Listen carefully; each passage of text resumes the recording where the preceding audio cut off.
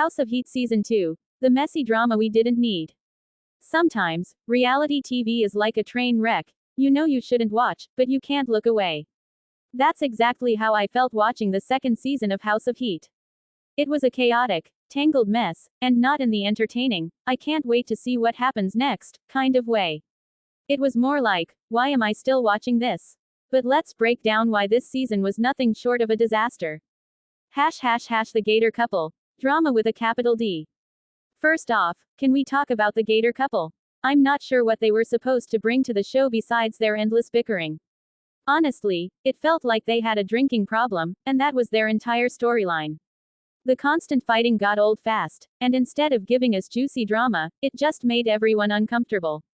And what was up with Ava and Gino, or whatever his name was? These two were just there to stir the pot, and not in a fun way.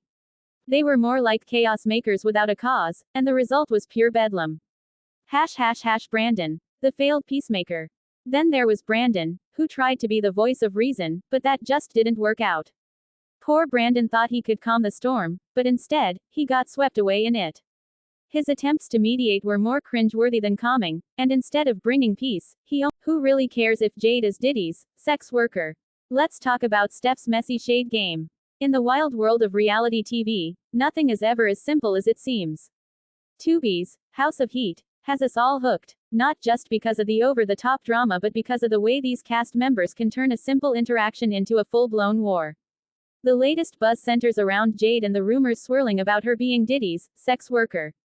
But let's be real, who actually cares? The real tea is in how Steph handled the whole situation.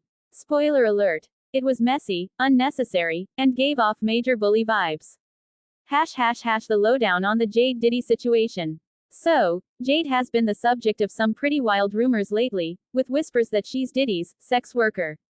Now, whether there's any truth to this or not is beside the point.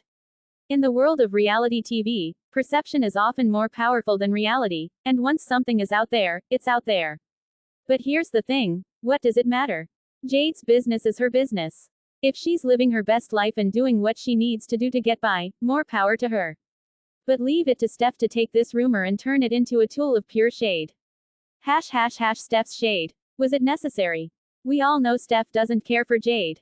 The tension between these two has been brewing for a while, but Steph's recent actions were next level shady. It wasn't just that she threw shade at Jade, it's how she did it, knowing full well that Jade would catch on and respond. The shade wasn't subtle, it wasn't clever, it was just mean. Let's break it down. In a recent episode, Steph made some snide comments that were clearly aimed at Jade, alluding to the rumors about her and Diddy. The thing is, Steph knew exactly what she was doing. She wanted Jade to react. She wanted the drama. But the question is, why? Why throw shade at someone you don't care about, especially if you're not prepared for the fallout?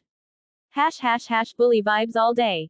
Watching Steph go after Jade felt less like reality TV drama and more like watching a mean girl in high school pick on someone just because she can. There's a difference between throwing playful shade and just being a bully. Steph crossed that line, and it wasn't cute. Jade's reaction was exactly what you'd expect. She clapped back, hard. And honestly, who can blame her? If someone's going to come for you, especially on national TV, you've got to defend yourself.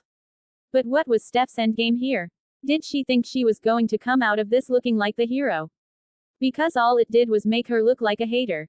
The hypocrisy of it all. What's even more frustrating is the hypocrisy. Steph has been in the reality TV game long enough to know how things work.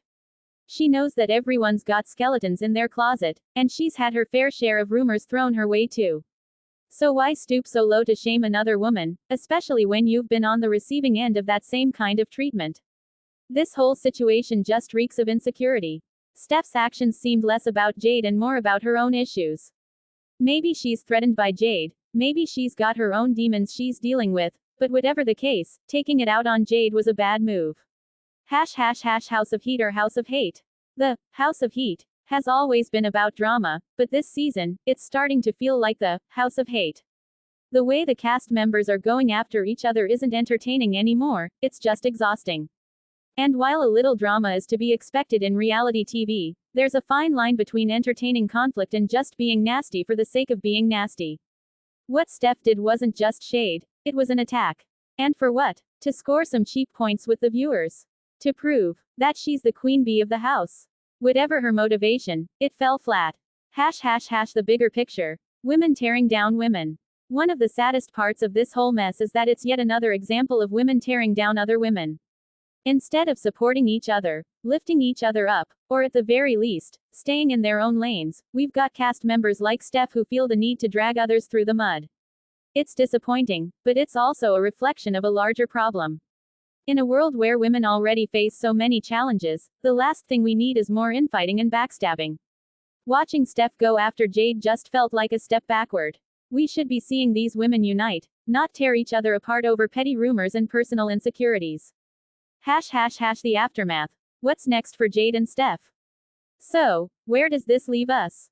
Jade has proven that she's not one to back down from a fight, but this latest episode has undoubtedly taken a toll on her. As for Steph, it's clear that she's not as untouchable as she might think.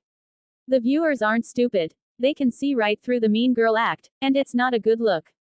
The real question is whether these two can find a way to coexist without all the drama.